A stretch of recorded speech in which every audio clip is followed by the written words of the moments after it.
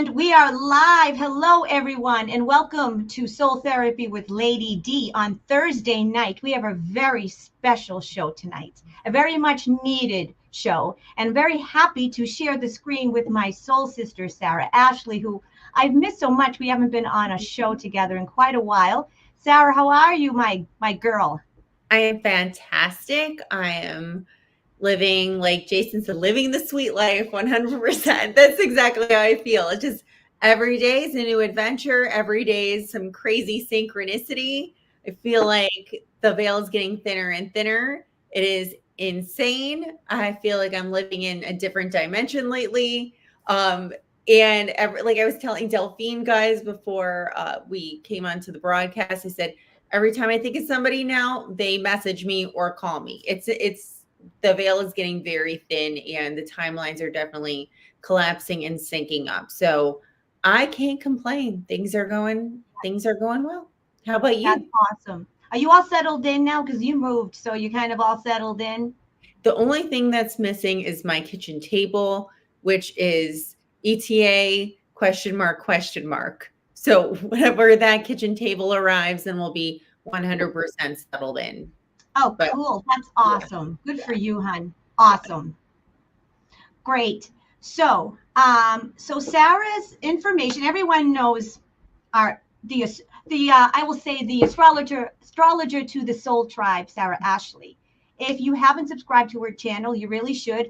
Her channel, I'm sure everyone watching already has. If you have not, please do so. It's in the description of this video. Also, her website, saraashley.com, is also in the description of this video. And Sara, you're having a, 50% off all your, are you having a sale on your gift certificates, I believe? Yes, for the holidays, I'm having 50% off of all the gift cards, and you don't have to put in a coupon code. It's already done for you. And you can book a reading for yourself, or somebody else can, book a reading for themselves, or you can do multiple. So get as many gift cards as you want, stack up if you want. I have it for my astrology readings, my tarot readings, and my Akashic Records readings. It's all available there for you. And it's electronic gift cards. You can print it out if you want to, but I don't have to mail it out to you. It just gets there instantly. So it's perfect. Fabulous. And you're having a holiday sale too, right, Delphine?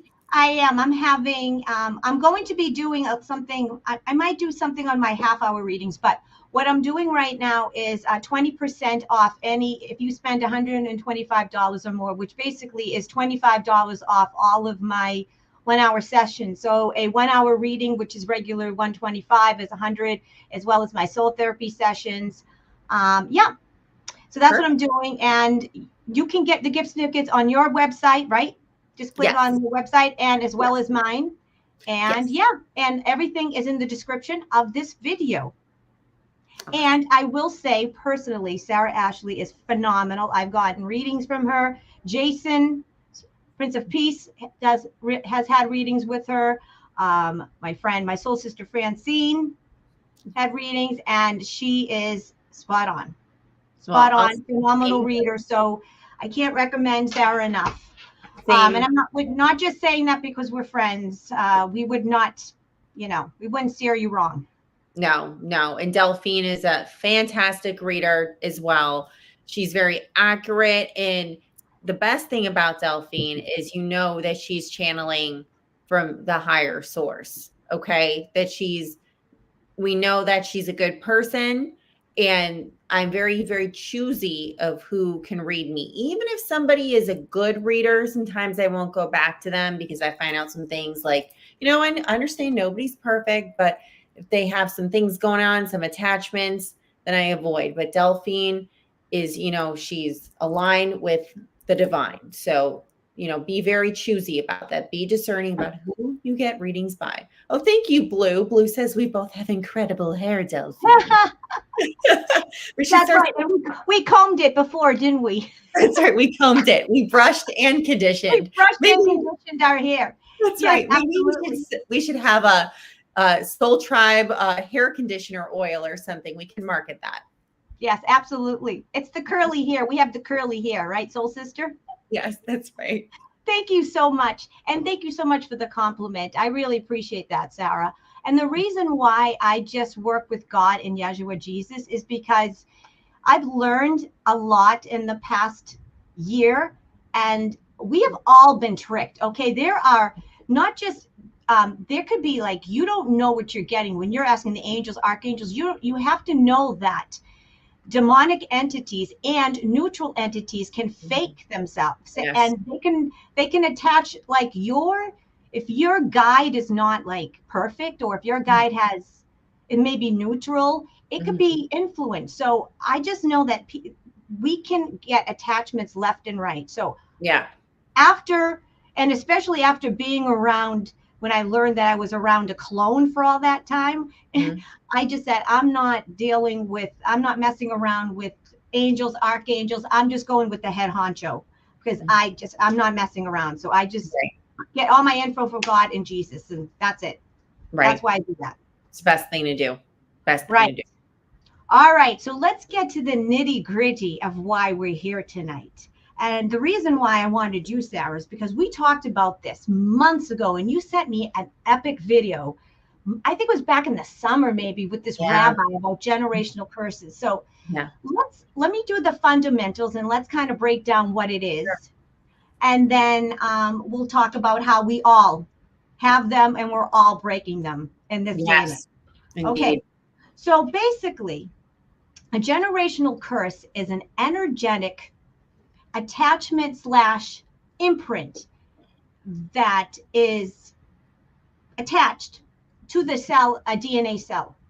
And basically that energy passes down through your DNA genetically and is transferred to all the progeny, right, Sarah? Yes, exactly. Yeah. And then the scientific term for that is called epigenetics, EPI, and then the word genetics. So you guys can Google that. And there has actually been research done by multiple psychiatrists and, other types of scientists about this field. So this is not just, some woo-woo stuff here that we're talking about. This has actually been scientifically studied, and there's books about it that you can definitely go and purchase for yourself. That's a phenomenal point. And I didn't know about that. Here I've been doing all this research, and I didn't even I've heard about epigenetics, but I didn't know what it was. So see, I'm still learning. There you go. There you go. So basically, in a nutshell, we're all here now to break generational curses. And so what is an example of a generational curse? So a generational curse is basically anything negative that's passed down through our mothers and fathers, through our ancestors, through our genetics.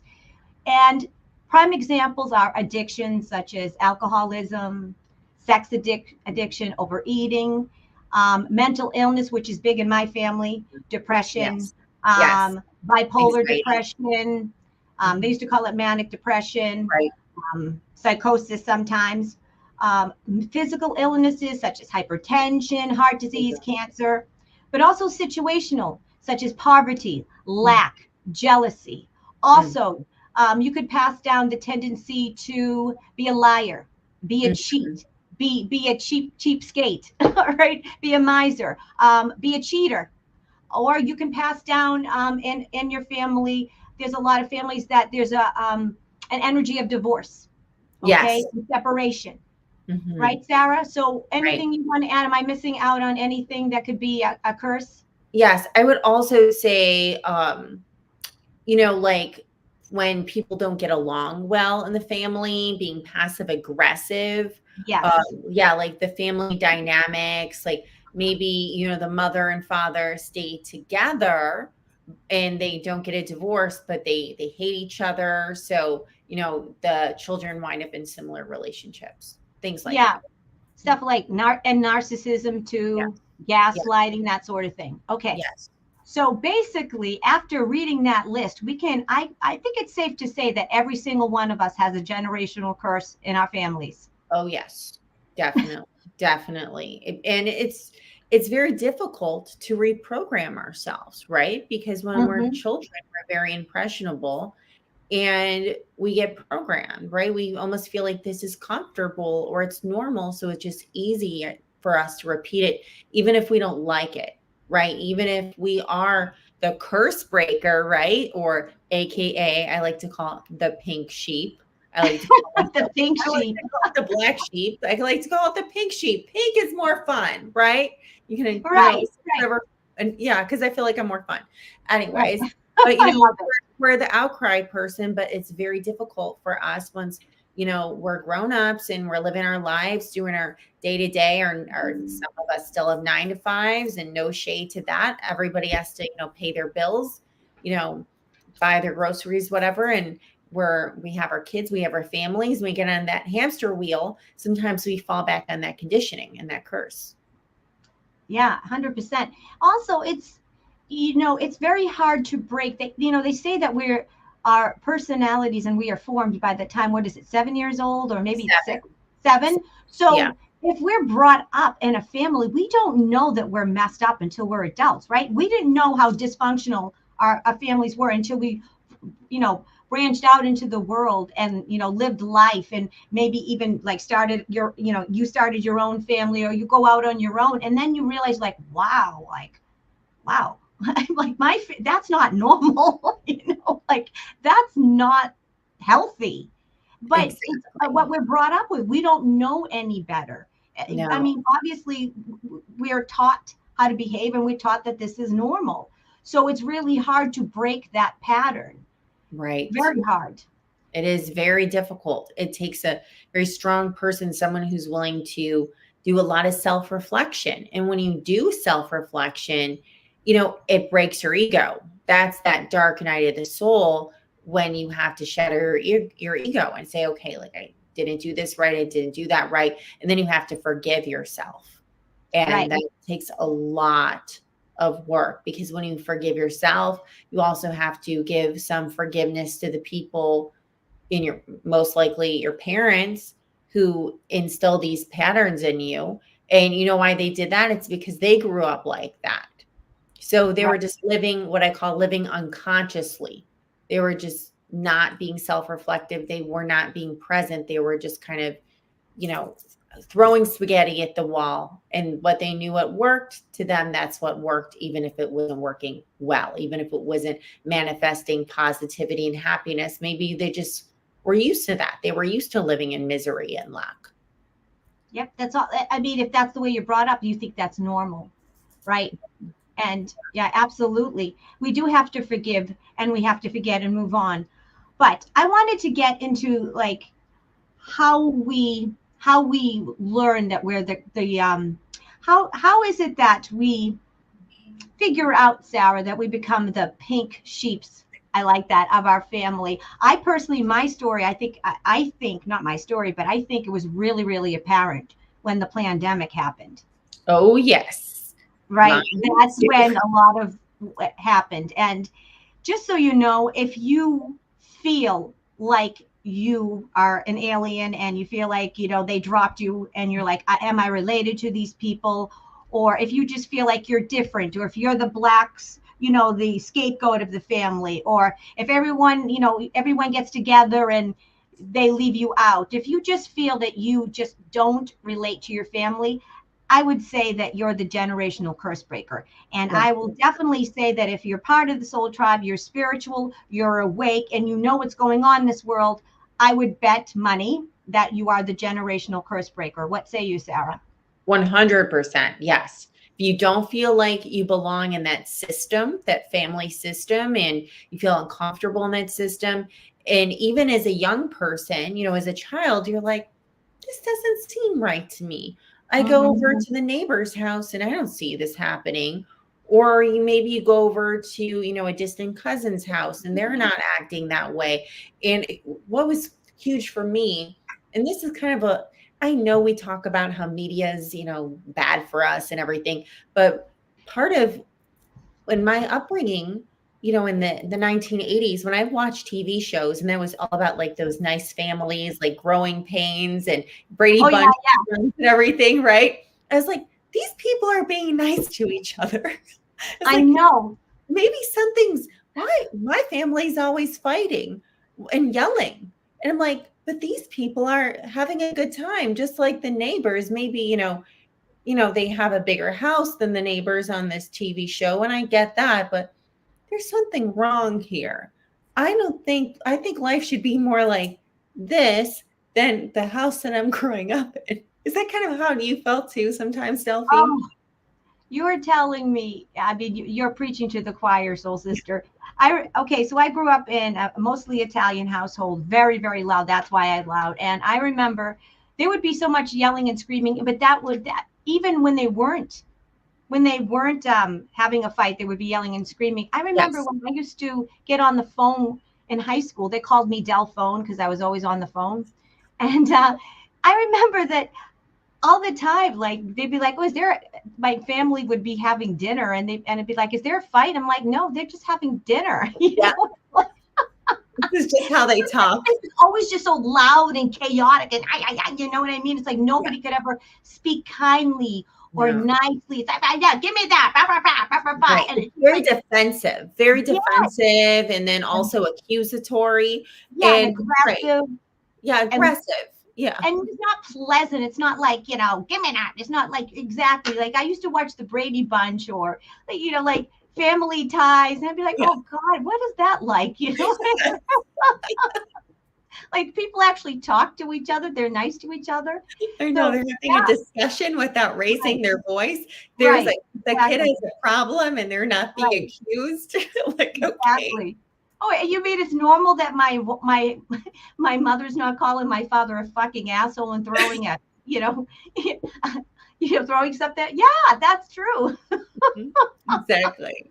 Exactly. But so Sarah, what would you say is okay? So I think we should probably, as comfortable as we are, and how much we want to kind of reveal. Do you want to give your testimony about your family and how you've realized that you were the black sheep and how you've navigated to it, and kind of tell your story to see how you've dealt with it? Because I think that's the best way to just lay it on the line, is to tell your story and how you do it, because you've walked the walk. Yeah. Yeah. Okay. So, I grew up in an Italian neighborhood like you, but I'm not Italian, but I relate. I love my Italians because that's how I grew up. Working class Italian neighborhood. And I remember the beginning of my childhood being very pleasant. Okay. Um, but then my brother got diabetes at a very young age. He's fine. He's in his 30s. He's fine. Type 1 diabetes. And then I think that stress of him getting the type 1 diabetes kind of just snowballed. And then from there on out, there was a lot of arguments, a lot of yelling, a lot of screaming, a lot of stress. I felt like everybody was on edge all the time. So then around the time I was in second or third grade, we moved to out of state. My dad got like a promotion and we moved to like a more affluent neighborhood, where I just didn't feel like I ever belonged there. That Mm-hmm. was a big wake up call. People were very into materialistic things. And then my family tried to go with that too, because my dad had, for his job, he had to entertain a lot of bigwigs, um, Mm-hmm. in which most of them have died in prison. The Wow. people, yes, and that is another show for another time. That is Yeah. another show Yeah. for another time. These were cabal people. Cabal people. Ooh. Yes. We will talk about it on another show and another time. Yeah. Yes. Yeah.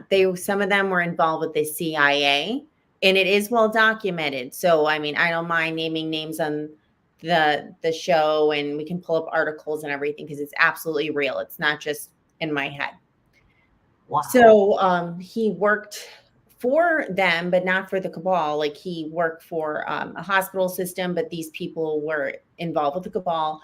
And he was always in a very, very bad mood. My parents were fighting, fighting, fighting all the time, even though they love each other. Um, but I just never felt like I fit into their situation.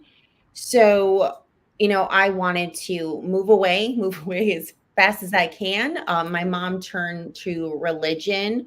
I grew up in a Jewish household, but then she became very, very religious Mhm. when I was a teenager, when I was like 16, 17, 18. And then the anxiety increased. So I was like, this does not, I don't feel like, I feel like I just need to be on my own, like fly my own wings. And, you know, I eventually I got married very young because I just wanted to get away from all that. And you know, my husband has his own generational curses that he's been breaking. But fast forward to, you know, the pandemic, and everybody got the vax. I was the only one, even though I said, because I have a lot of doctors in my family, I said, well, you know, there's longitudinal studies of vaccines. Usually it takes about 7 to 10 years. Uh, don't you think that this is a little too fast? And you know, they were like, well, we just have to do this. We just have to do this. So I couldn't go to Thanksgivings for that year. And it was just, I was banished that year. Since, you know, everybody else said it's okay now, now everybody's back together. But I really did feel like here I am again calling out everybody because I was always the outcry person. You know, I was not included. I didn't get the nice things growing up, that kind of thing. Cause I would always say, like, I would always fight back. I would always fight back, you know, when they were yelling and screaming. I just couldn't take it. Like, I'm a HSP, you know, like we're highly sensitive. I couldn't be in that anxious environment. So, you know, now who do they come to? They come to me for readings. They come to me for questions. And I do love them very much. But I know that I am here to break that passive aggression between husband and wife. That's one thing, because there was always that, you know, talk behind the back, just, you know, resentment, blah, blah, blah. Um, and also all of that anxiety because, you know, I have my family, you know, my mother's family, Holocaust survivors, so there's a lot of trauma. And I think in that time, you know, in the 1950s, 1940s, 1950s, nobody really went to therapists for like, hey, you were in a concentration camp or you saw your own family get shot in the back of the head. Like, you know, people just kept it moving, which like I do appreciate the resilience of that.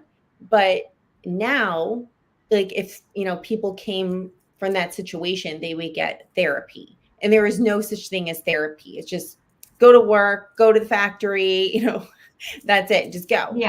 So I feel like there's a lot of fear and anxiety in my family that I had to just say, you know what, I didn't sign up to be afraid. I signed up to live this life as an adventure and, you know, be in alignment with God and be calm.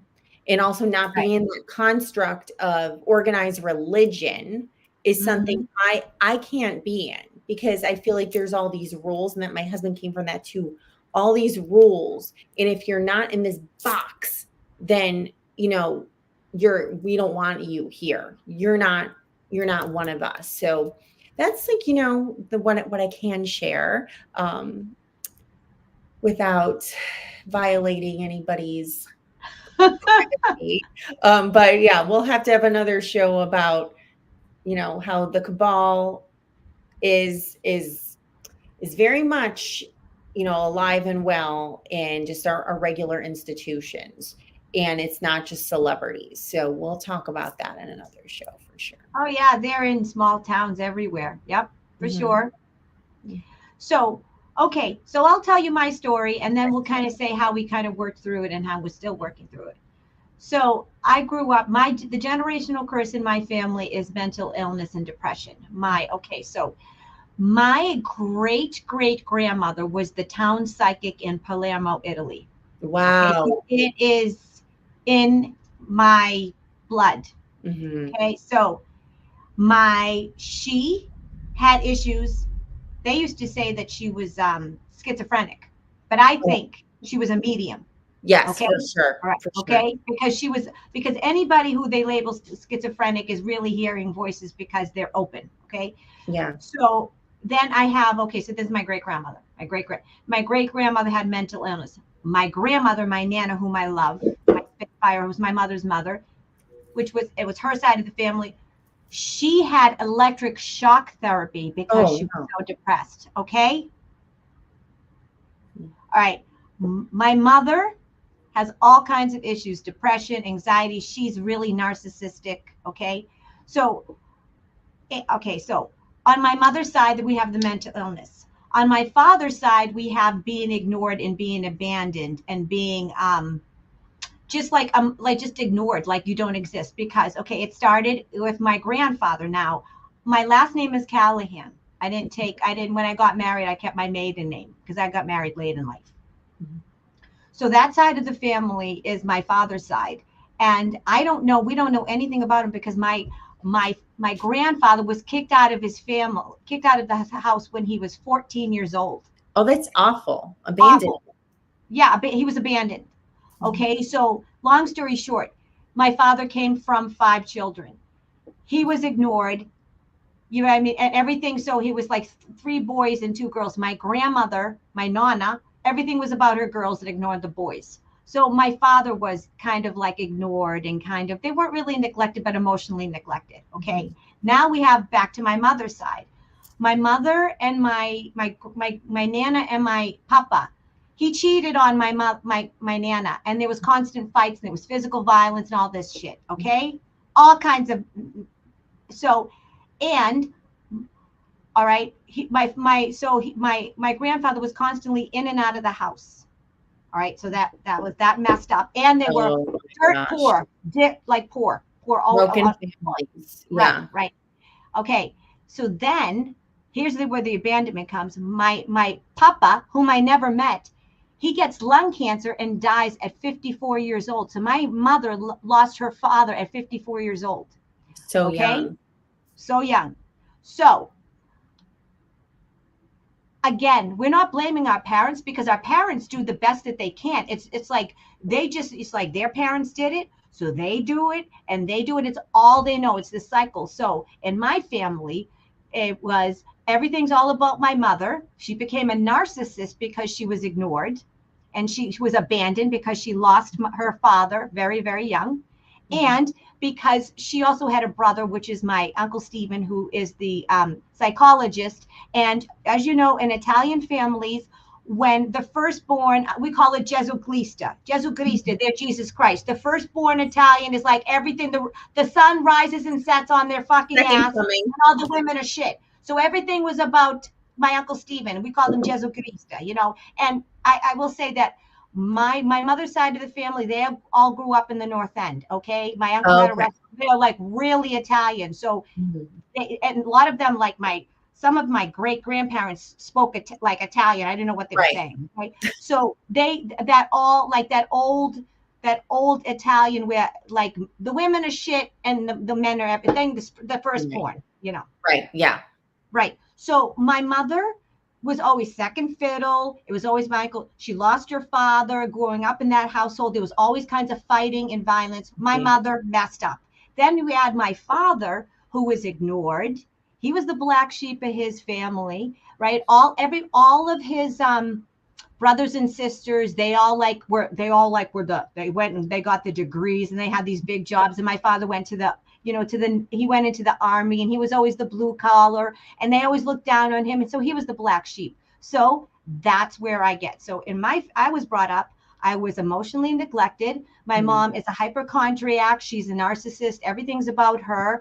If I'm upset, I was never allowed to be upset. I was too sensitive, or I was a drama queen. I was emotionally neglected. Basically, I was just put in front of a television. My mom, Mhm. like, cooked dinners, and she took me to dance class and I was in She plays checked and the boxes. yeah, She checked right. the She checked boxes. the boxes, but they're Yeah. not there emotionally for you. They don't sit down and show you love. I was never told I love you. There's no affection. There's no speaking kindly. It's just, yeah, yeah. Children should be cheating on her. Go to fucking bed. Leave me alone, or, Yeah. just like that. And then I was like I remember 6 or 7 years old. I get myself up to school, give myself Same. breakfast, and walk to Not walk, but wow. Yeah. yeah, and walk. Well, I walked to the. I didn't walk to school, but I walked to the school bus. Whereas now it's like parents get up and that people don't do that now. I know. Right? Well, not every some people still do it, but I Yeah. make sure my daughter has a hot breakfast every Right. morning. Right. Right. Yeah, all that whole the whole nine. But yeah, growing up, I Yeah. mean,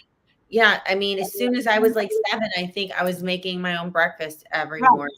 Yeah. Right. We were very independent. It's like what I think, and what I thought, and I lived it is that for me, I was hugged and kissed and told I was adorable when I was a baby. But then when I was like walking and I was like a little kid, I was like the novelty ran off, and then I Right. was You're never like a hugged mini and kissed adult. anymore. Well, they expect you like, here you go. You're capable now. Okay. Right. Do it Right. yourself. Yeah. Just pour some Captain Crunch. Here's the milk. Goodbye. Exactly. So Mhm. yeah, we were emotionally neglected. I mean, not technically, not like if anybody would say, were you really neglected to the point? No, it wasn't like we had to call, CPS. DSS on, You're right. right. Yeah. However, there was a lot of issues, emotionally neglect. Okay. So this is the of my family. So then the mental illness, the depression, it's just a big roller coaster. So this is what we're talking about how it's a generational curse. It starts. So where did the mental illness start in my family? I don't know. Maybe my great father, great grandfather was a Freemason. Maybe he made a deal with the devil, and that maybe, who knows? Maybe I don't know. All I know is that it starts, it's generational, and that energy, just like anything else, it gets in our cells, and that energy of their parents, it when you're born, Yeah. you just pass it along. So basically, every single one of us is a generational curse breaker. And we're the generational curse breakers in our family because we are the ones that are stepping out. We're speaking up. We are disassociating from our family. We are not just allowing the status quo. We are saying we're not putting up with it anymore. And we're willing to put up boundaries, move, not go to places. We are just setting boundaries and saying is enough's enough. It stops with me. So this is what we are doing. We were born here and now to say, I don't know where this curse came from. I don't know what the deal is, but it stops with me here and now. Exactly. Right. Exactly. We're So not Sarah, going to how have do we stop it?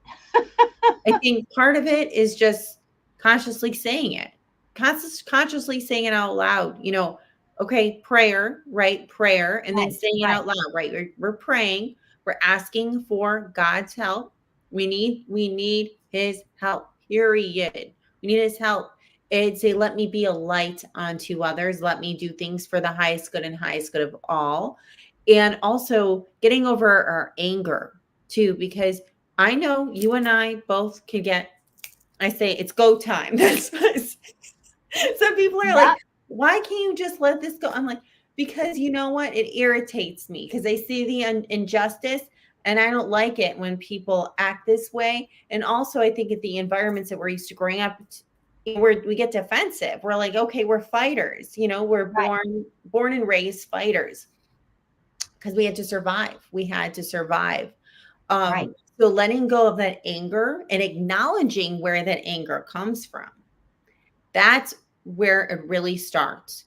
So a couple months ago, right before I had shingles, some of you remember, I know Delphine, you remember when I get shingles, I was so angry, not just because of things that went on in my childhood.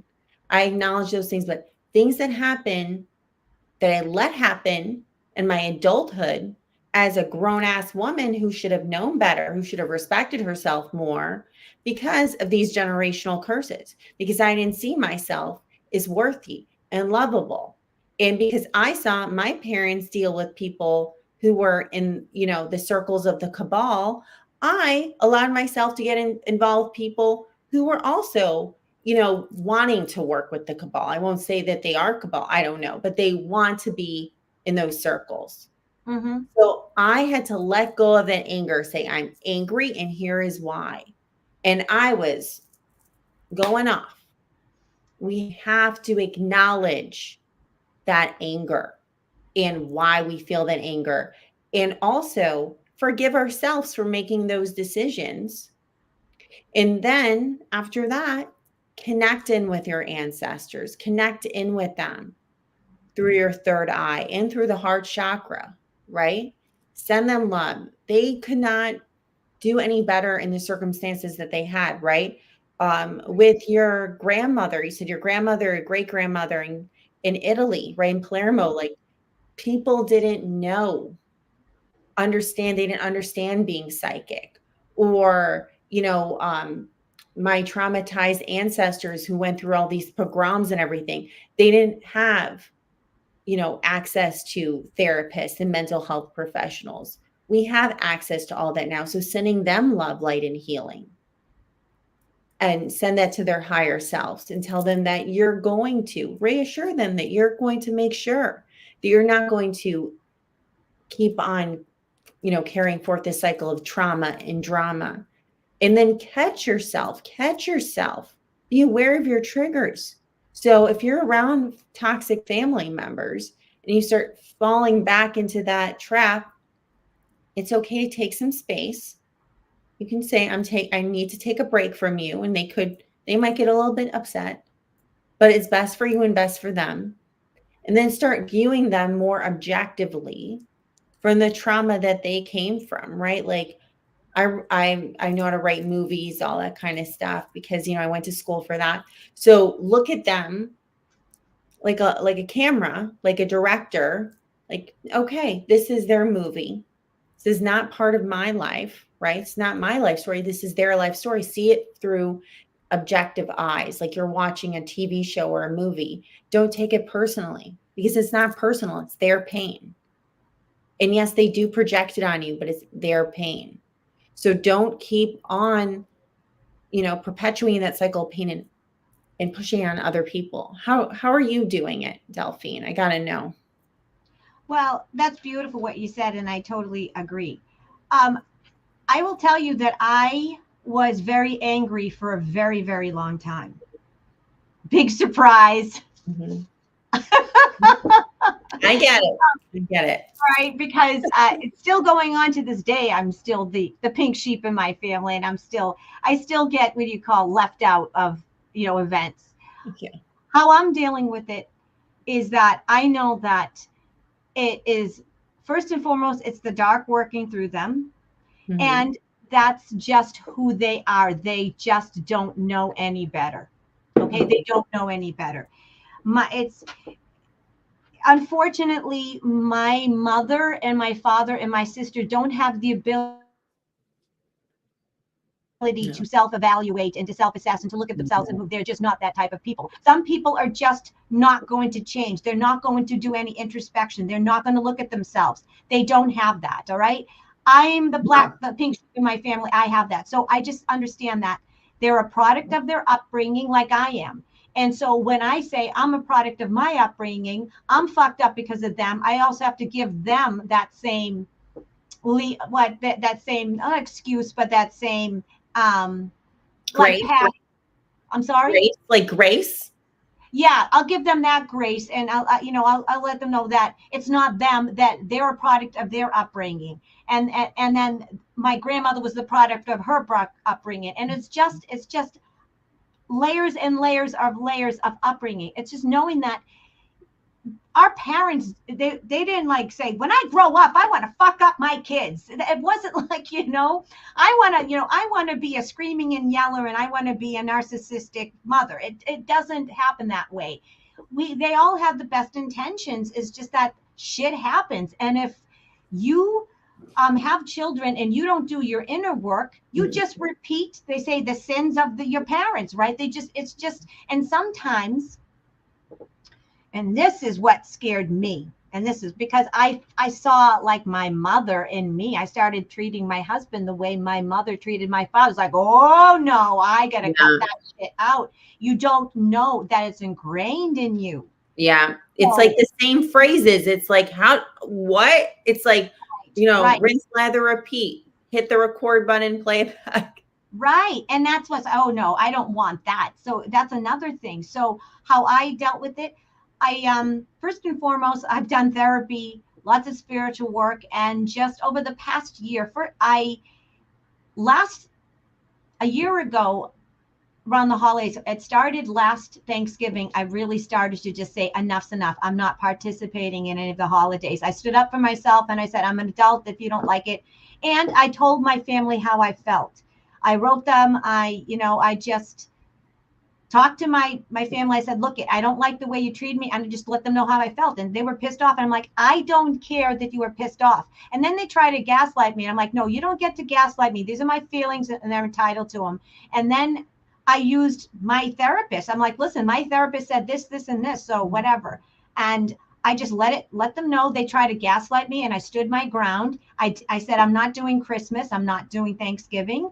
I separated myself from them and I put up boundaries. Okay, I let them know. Boundaries. Whenever they found out that they all like got together and they didn't invite me, I call them up. I'm like, what the fuck? Why didn't you invite me? Oh no excuse. If I find out that something happens, that there's a gathering and I'm not invited, Yeah. I'm going to be all in your fucking faces. That's bullshit. I'm a part of this family, even if you like my husband, you don't like my husband, you don't like my choices, because that's another thing. if Yeah. if my family, if they don't like your choices, all of a sudden they'll distance themselves to you, Oh, right? yeah. Yeah, I've yeah, experienced yeah, the same thing. Like, you're yeah, dangerous now. Like, they concoct a whole right, story, whole yeah, days of our life storyline that doesn't even exist. And right, then they manifest some of it into reality because, they created so much drama for no reason. right, right. So I just told them how I felt. Of course, they don't like it. They don't like it when all of a sudden, because I was like the timid little baby Delphine, the youngest. Oh, and that's another thing, because my sister and my uncle and my aunt, they all went to college. My uncle has his PhD in psychology. So, they think that they know more than me, and I'm like, that's bullshit. Okay. Bullshit. So you regurgitate, no offense against people that have degrees. I'm not saying that. However, I am saying that just because you regurgitated information in past tests 30 years ago doesn't mean that you have emotional awareness or street No, smarts. Because no. my uncle, who's a psychologist, is the most narcissistic fucking asshole in the face of this earth. A lot of people with psychiatry and psychology degrees are. It's like Not they're not our interesting. Prince of Peace. No, no, of course not. Of course not. But not everybody has good intentions Mm-hmm. that go into it. They just wanted, I had a horrible, horrible interaction when I was a child with a therapist. So we went to family therapy, speaking in cabal. I Mm-hmm. have no shame in telling this story, 100%. Okay, tell it. So we went to this family therapist and he was awful. He was awful to my brother and myself, but he really put me in the hot seat. And he said he was going to throw me in institution if I didn't like my family, just threatening me, even though there was, no evidence. He just, if you don't like what your parents say, you don't like what they do, I'm just going to throw you in an institution. That was his threat, which is not sound. So I walked around for, I would say, until I was like 35, thinking, was I crazy? Am I crazy? Because this man told me you're crazy, blah, blah. So I go on Google, right? Because I'm in therapy, I go on Google. She's like, why don't you file a complaint with him if he's still, you know, in doing this job, with Michigan, which is where I lived at the time, for, misconduct or whatever. So I looked at his Google reviews. He had a 1-star Google review, over 20, 30 Google reviews. And it was like the same story that I told from not only, former patients that were children like me, their point of views, but also families too, about how this man almost destroyed their lives. And I've never seen a therapist or any really service with such low ratings. So that was very healing. It was very therapeutic. And I did file a complaint about him. Nothing happened as far as I know to the Board of That's awful. Psychiatry. Yeah. You would think that after so many years that people like would go to like complain about him and get rid of him. I mean, that's disgusting. He is That's a disgusting. horrible, horrible, horrible, horrible, horrible man. And when I was a teenager and I had this issue and my parents were like, maybe you should go talk to him. I'm like, fine. So this issue with these friends, and I don't want to get into it. It's teenager stuff. Yeah. So he asked me, and I could tell he was getting off on it because I was 18 years old at this point. So I understood. I wasn't a virgin anymore. I knew what was going on. Mhm. He's like, tell me about, have you given boys blowjobs? Have you done this? Have you done that? And he was like, I was like, no, no, no, no. I was like, oh my God. Like because I could tell he was getting off on it. I could tell. Oh This man's my so sick. God. So yeah, not all people who go into, just like there's some teachers who go into, the profession so they can do things. Yeah. I don't want to scare people away from therapists at all, but Right. there are some ones there. You got to use your discernment. You got to use your discernment. But Right. yeah, if there's ever a class action lawsuit on this man, I will join. I will Yeah. gladly join. And if he drops dead, I say you go and piss on his grave. He doesn't even deserve my energy. He doesn't even deserve my energy. I'm just kidding. I'll have karma. I'll have karma take care of him. Who knows what kind of generational curses he had? I'll just let karma take care of him. Yeah. He's probably a demon. He's probably a demon. It's probably not even him. It's probably like an NPC or something. Oh Yeah. my gosh. Sure. So we break the curse just by stopping, like just basically the buck stops here. So it's just like you just disassociate and stop doing what you don't want to do. And what's going to happen in your family, because people like the status quo, and people, even if it's dysfunctional and they're not happy, right? It's like what they say, the devil, The devil, it's like just because it's always done or that's the way we did it. So just know that once you start speaking up, once you let people know in your family that just because this is the way it was, and just because I was the baby, the youngest, and just because so and so, it's not happening anymore, and I'm an adult, just know there's going to be pushback. They're not going to like it. They're not going to like the fact that all of a sudden you're empowered. And when you're empowered, it shines a big spotlight on them that they're not empowered, and they're not going to like it, because it's almost like you're reflecting back that they didn't do the work, and they're still stuck, and they don't like that, right, Sarah? Right. Especially if they thought they were doing better than you all these years because of their lofty titles or because of their money. And they have this, mindset that you should be here and they should be there. And if you're not, it doesn't fit in with their, I guess, like their paradigm. And that will really throw them off. But just keep it moving. Keep it moving. Right. And just know that we have to forgive. We forgive ourselves, we forgive them, and just know that, like I said before, it's not something that they're aware of. Now, if we were to go and sit down with our families and talk about this generational curse, they look at you like you had 5 heads.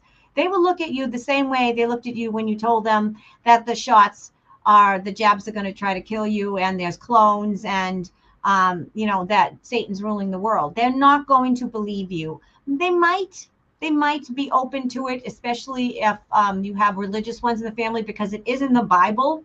And I will tell you, whether or not you believe in the Bible, if you do, you don't, this isn't a religious program by any means.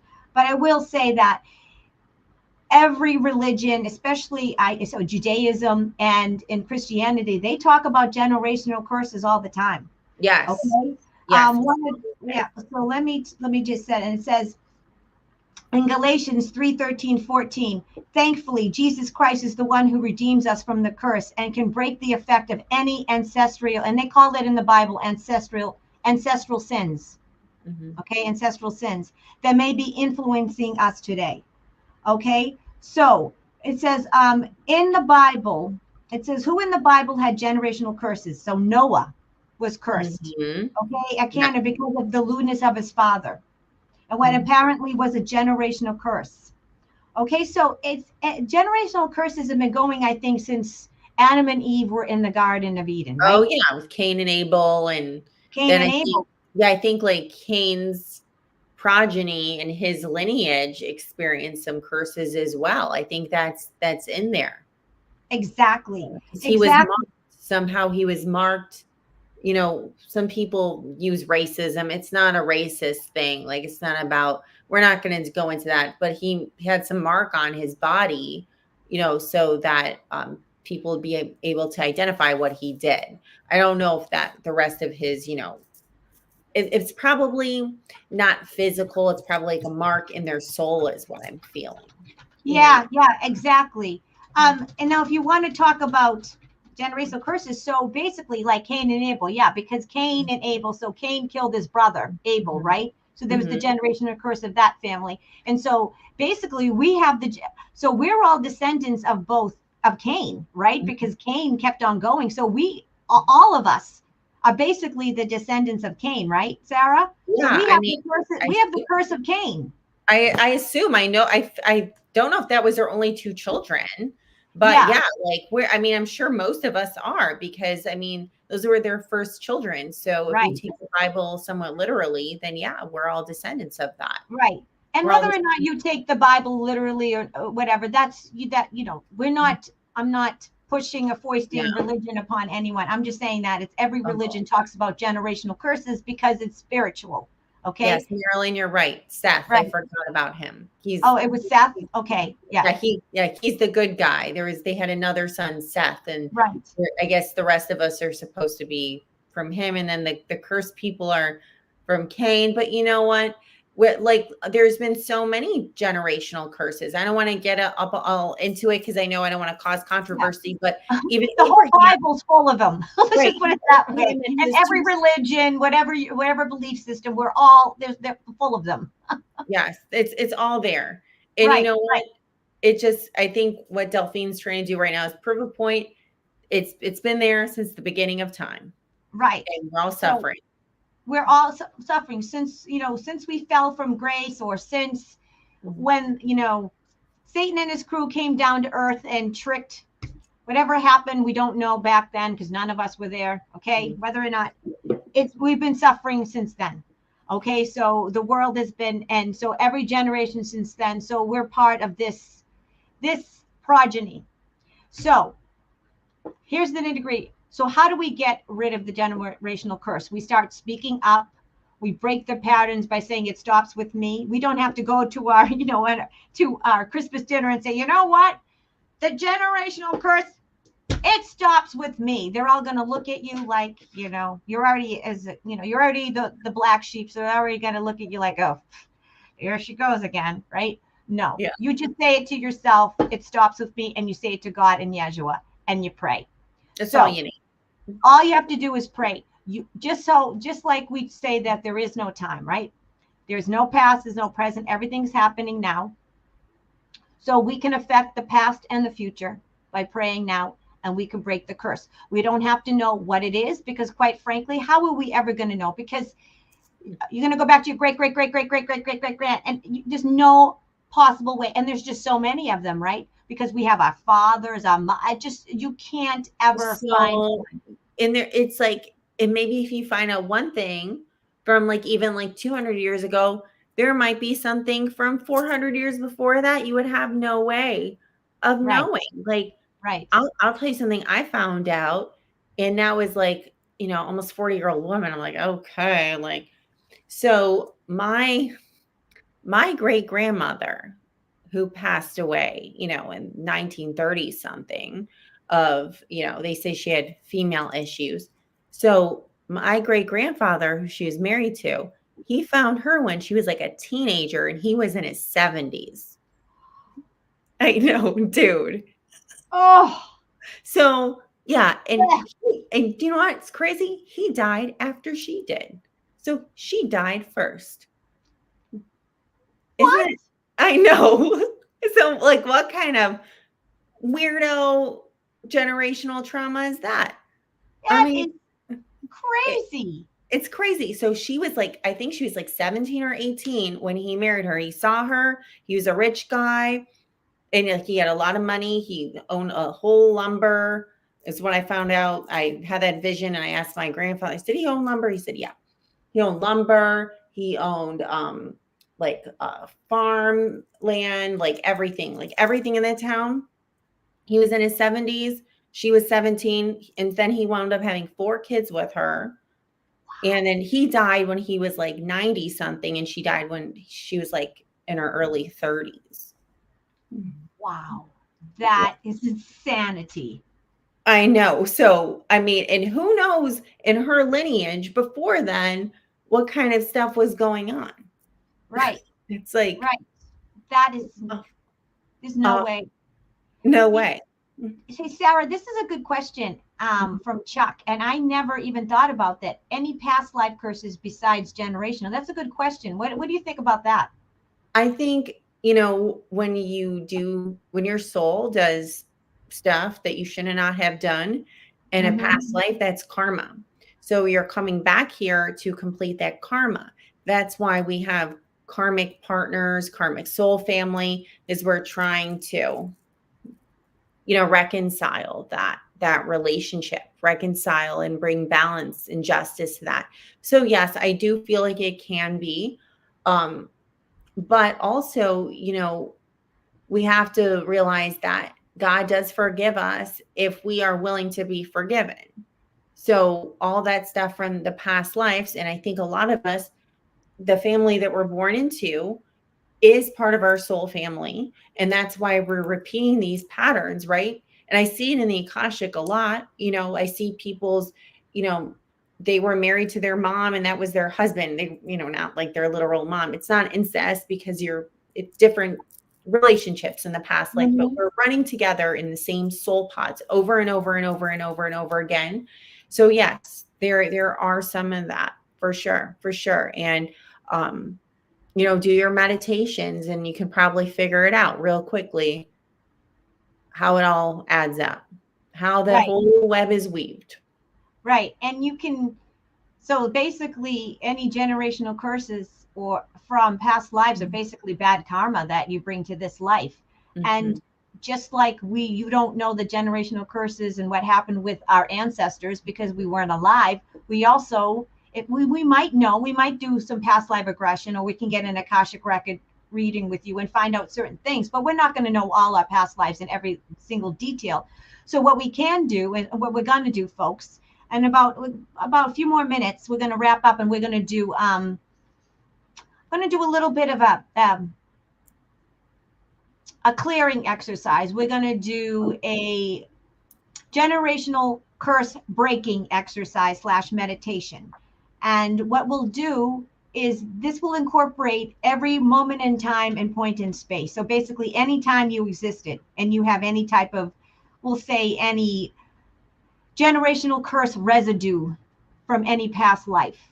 We gotta like get it off, brush it off. So that's what we're gonna do. Exactly. Exactly. So we came here, we came to this time and space not only to fight the dark, to bring back the world, take back the world for God and for humanity, because it's our world, it's not Satan's world.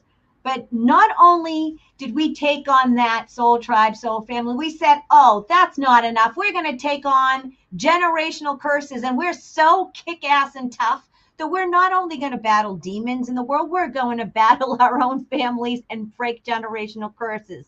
So, just this another thing. So, if you wonder why you're exhausted, you wonder why you've had it, you wonder why you don't want to be in the world, you wonder why you can't stand your family, you wonder why you are angry and you've had enough and you want change, is because we've been doing this life after life after life after life. And folks, this is it.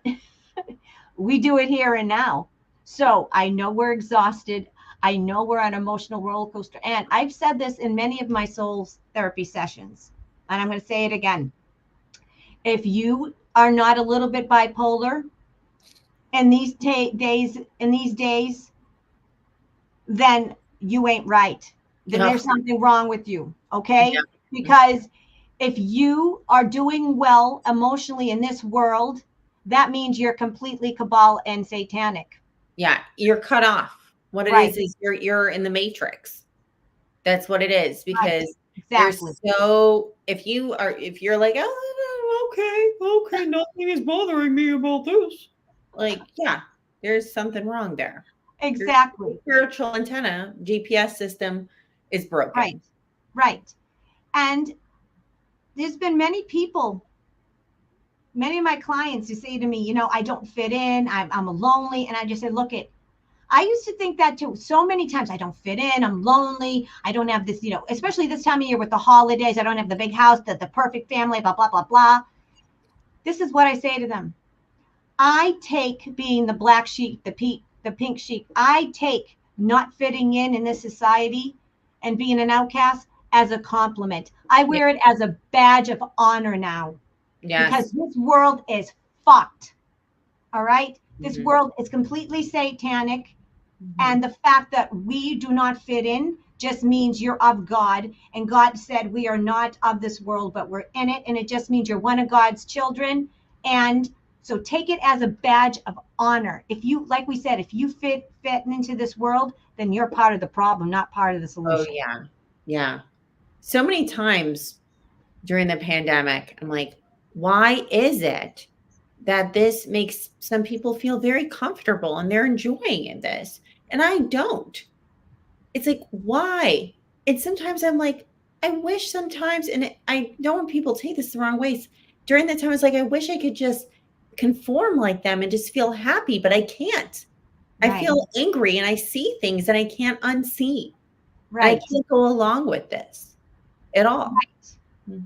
It's true. It's like everyone's just going through the motions, and you look at them and you're like, this. I always remember looking, saying to my family, how can this be enough for you? Getting up, going to work, coming. I mean, this constant treadmill, having only 2 days a week, all constantly being broke, getting like stuck, like getting bills and bills and bills, and again stuck it up the ass with taxes and bills and shit. It's like, how is this normal? And I No. would look at my family and they're like, well, that's just the way it is. I'm like, Mm.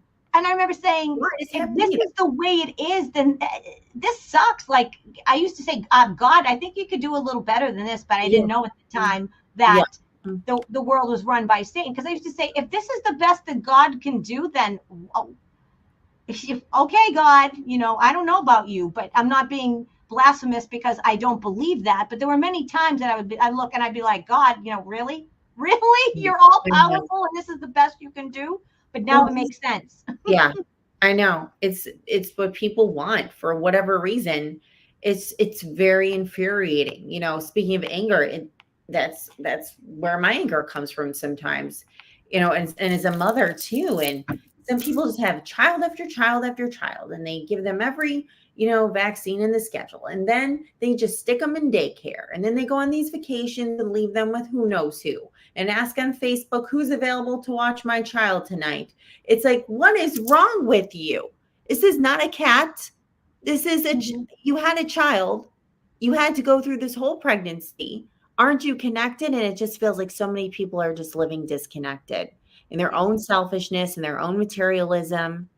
And it's so mind boggling to me because I think that, we as light warriors, like we live heart centered. We Right, live heart centered. We can't disconnect. We right, cannot disconnect. We want that intimacy in all of our relationships. We want, I'm not talking about sexual intimacy. Get your mind out of the gutter.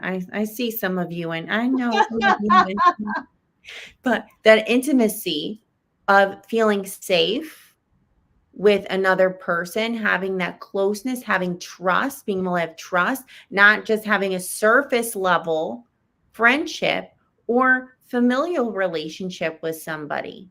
right. And that's what we want. And the rest of the world's like, okay, I'm just going to show up here and get this here and everything's disposable and I don't care and blah, blah, blah. And who cares? And the rest of us are saying, no, we Right. understand that actions have consequences, not just, in our bank accounts or whatever, but in our hearts and our energetic fields. And it means a lot to us. Absolutely. And just like how we say the microcosm affects the macrocosm affects the microcosm, where the microcosm, the bigger is the macrocosm, and just like as above, so below. And we're talking about how when we do our personal work, we affect our other people, we affect our divine mates, or we affect other people. When we do our work here in our own selves, we not only heal our 3D blood family, but we help break the whole generational curse for the human family, for the whole human collective family, because we are one big family. It doesn't matter if you're black, you're white, what nationality, where you come from, what religion, what age you are, man, woman, we are one big family. And humanity right now, we've been suffering from a humongous generational curse since the Yes. Garden of Eden. So when we do our work and break the generational curses of our family, we affect the collective and we help break the huge generational curse of the human collective family as a whole, because we are all related, right, Sarah? Yes, 100%. We all are. Right. We're all connected. That's why, when one person, tries to raise vibrations, it has like the butterfly effect, right? And it goes back to bringing light into this world. The more light, the better. So if, all of us choose light, it's going to drown out the darkness. So I say, even if it's just 20%, choose light. It's going to be enough. It's going to be enough. Absolutely. So this is what we're going to do. We're going to work on ourselves, and we're already so basically we are the generational curse breakers. We haven't known it, but now we know. And people say, well, how am I going to do that? You are already breaking the generational curse by speaking up, by not towing the line, by being the black sheep or the pink sheep, as Sarah would say, in your family, by setting boundaries, setting standards, not allowing people to disrespect you or to mistreat you because they're blood related to you. It's taking back our power. And we empower ourselves. That's how we break the generational curse. When we realize that, my father was an alcoholic and I'm drinking all the time and I'm an alcoholic. I don't want to do this. I don't want to subject my child to this. And I think that it stops with me. When we work on our addictions, when we work on our issues, when we go to therapy, when we do our spiritual work, when we meditate, when we get beyond the 3D matrix and get real with ourselves and do our work, that's how we break our the generational curses. Because when we ascend and we get rid of all this baggage, all of that energy is just gone. Absolutely. Because that energy that was foisted upon us since we literally came out of our mom's womb, that's when it started. Yes. Right? So that's when we're clearing the air. So Yeah. this is part of our ascension. This is another reason why we're here and now, because we have to clear all this energy in order to do our personal ascension that will affect the mass ascension. Okay? All right. So now we've been on for about an hour now, and I wanted to keep it, brief, because I know you've been working all day and you have a daughter and you're going. So I wanted to do a very brief generational curse breaking exercise. And this can be done as many times as you want.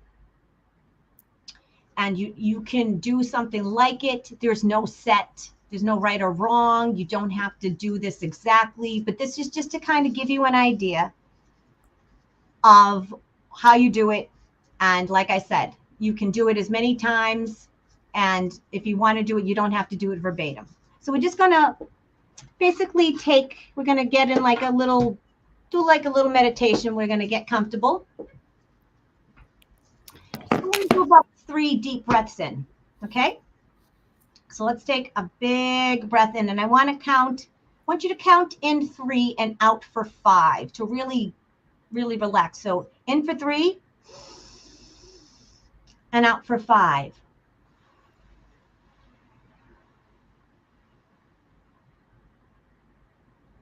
And in for 3.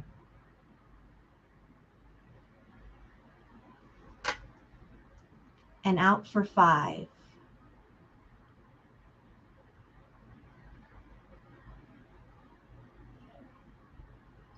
And last time, in for 3.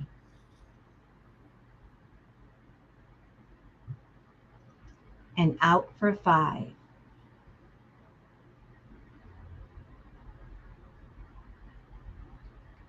And now I'd like for you to picture a bright white light coming from the heavens, going through your crown chakra at the top of your head, swirling down through all of your chakras, and then splitting down and going down each leg, going through the soles of your feet down into the ground, and ground yourself.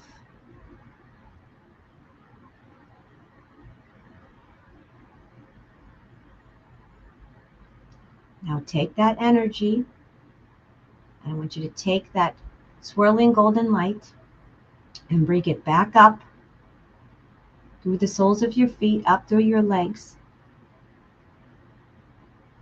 And I want you to bring it and bring it right up to your heart chakra, which is right above your breastbone.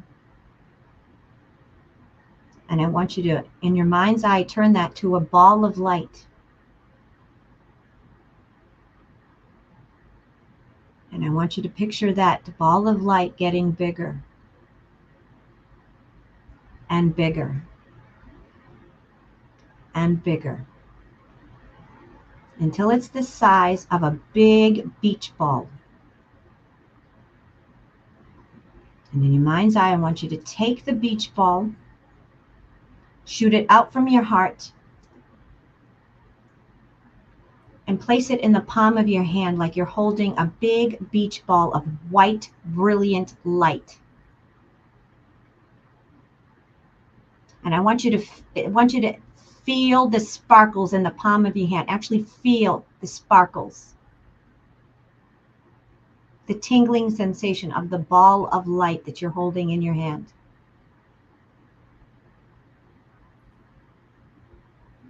Now I want you to, at the count of 3, I want you to take that ball of light and I want you to, in your mind's eye, throw it up into the universe. And when you do, you create a big portal. And I want you to make your portal however you want it to look like. You can make it a slide. You can make it a portal like back in Star Wars. Just make it look any way you want. Your door, your portal can be a door, however you want it. Okay? So at the count of 3, push out that big ball, push it up into the ethers, and create a portal for yourself. 1, 2, 3. Now I want you to jump through the portal. And I want you to trust your intuition wherever that portal takes you.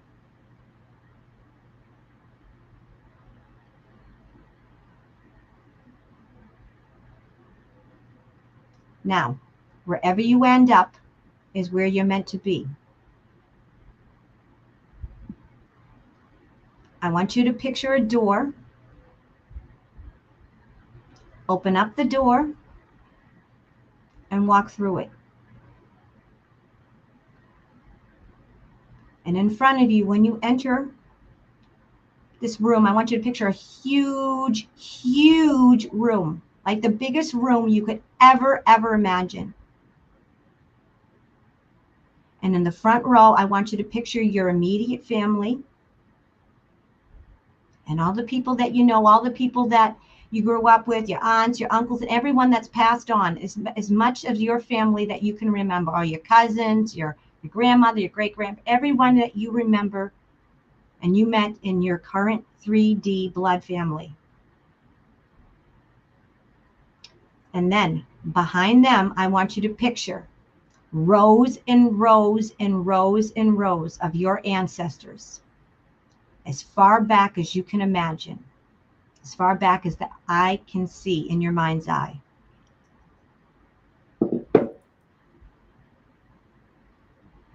All right. Now I want you to walk up to the front row. And in your mind's eye, I want you to hold out your hand. And you can either repeat out loud or to yourself the following. I now break any generational curse in my bloodline and in my DNA, in all moments in time and points in space, in every generation, even the generations I'm not aware of. I break every curse. I break the spirit of depression and mental illness. I break the spirit of lack. I break the spirit of unworthiness. I break the spirit of not being loved. I break the spirit of obsession. I break the spirit of rumination. I break every generational curse, any spirit that has been foisted upon my family that is getting in the way of God, Yeshua, and of my light. I now stop any addiction. I stop any behavior. I stop anything that is not serving my highest good and is bringing pain and suffering to those that I love. It doesn't matter that this is what my family was. It doesn't matter how it has been. It stops here and now with me. Every generational curse in all of my bloodline, everything that has held me down and held my family down, all the pain and suffering and agony from every lifetime, it stops here and now with me. Through the power of God within me, in the mighty name of Yeshua HaMashiach, Jesus Christ. And I want everyone to have a good cry now, because if you're not crying, I don't think you're alive. Cry, let it out. Because you're crying the tears of all the generations of your ancestors now. So let it out.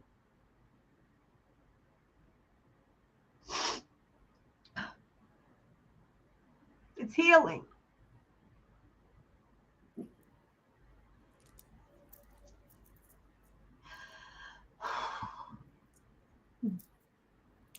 Okay.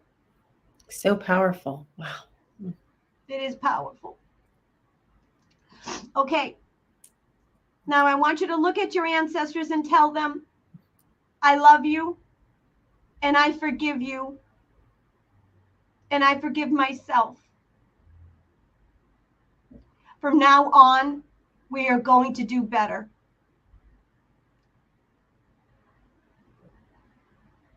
All right. Now I want you to turn around. I want you to walk out of the room. But I don't want you to close the door. I want you to leave the door ajar. Then I want you to walk through your portal.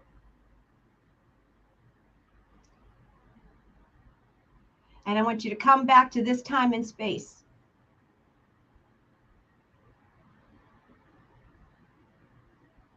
Now I want you to picture the white golden light that you had in your ball that you threw up in the air, and I want you to picture it coming down and surrounding you from the heavens.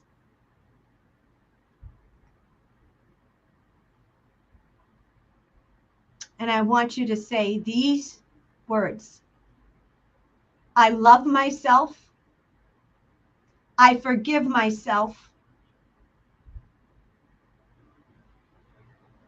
And I have now broken every generational curse in every moment in time and point in space in my existence. And I'm going to count up from 10. And at 10, you can open your eyes. 1, 2, 3, 4, 5, 6, 7, 8, 9, and 10. Wow. How do you feel, Sara? It was so amazing.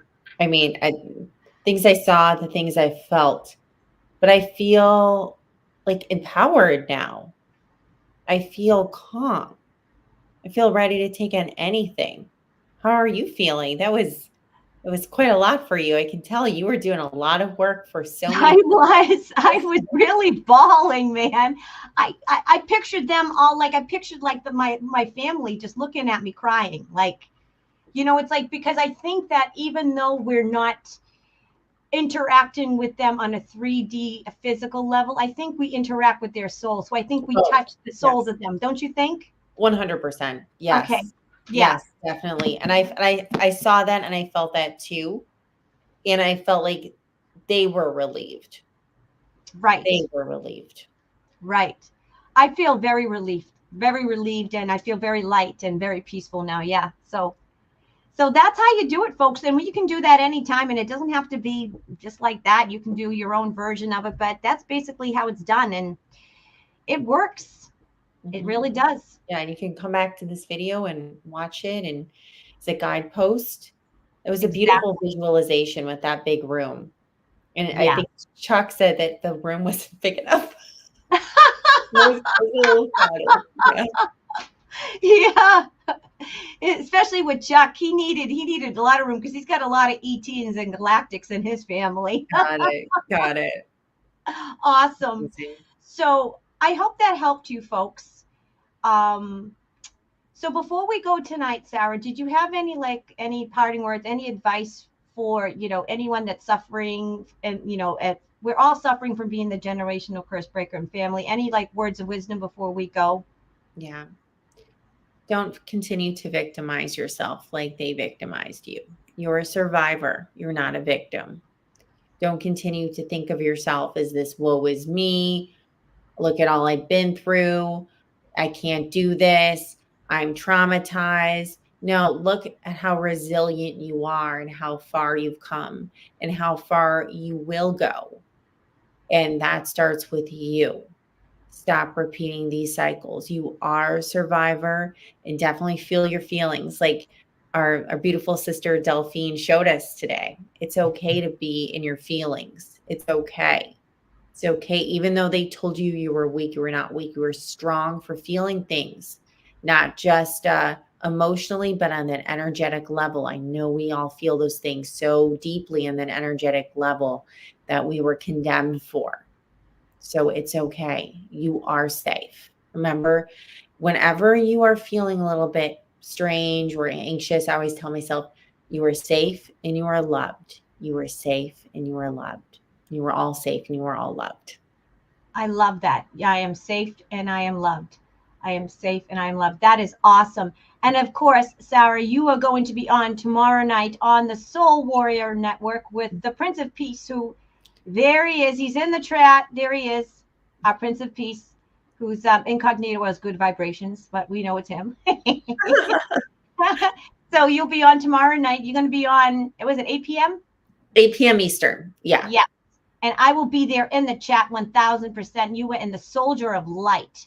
So, and also, folks, if you have not got a reading, any type of reading, a tarot reading, birth chart, Akashic record, do it now. I mean, 50% off. Buy yourself a gift certificate for Sara and use it after the first of the year. Do it. Now's the time to do it. Yeah. So do it. Yeah. Treat yourself. That's what I would say. Treat yourself. Treat yourself. Yeah, I love that. I used to watch Parks and Rec, right? Treat yourself. Yeah. I love that show. I love that show too. I know it's really they're really, liberal and democratic, but I have to say I do love Parks and Rec. Yeah, I like the snarky humor. Yes, I do. All right, folks, we are going to get going.